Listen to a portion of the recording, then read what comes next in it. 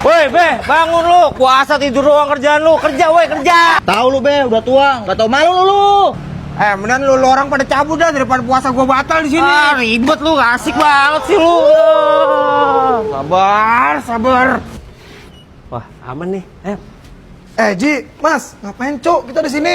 Yuk, lu gak usah banyak bacot dah. Gua tuh sama Dimas udah janjian semalam. Kalau hari ini nih, kita mau budi alias buka diam-diam, ya kan, Dim? Ih, nggak puasa. Tadi aja ngeladikin babe lu berdua. Sekarang lu yang nyentuhin gak bener berdua. Ih, Bawel lu Yup.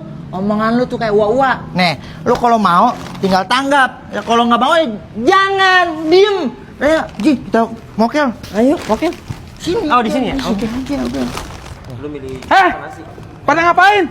Pada nggak puasa ya? Enggak, Pak. Ini punya Ayub. Iya, Pak. Saya sama Am Roji cuma suruh bawain doang, Pak. Ayub, kamu ngapain bawa makanan sama minuman ke sekolah? Ini kan bulan puasa. Kamu mau mokel ya? Hah? Enggak, Pak. Ini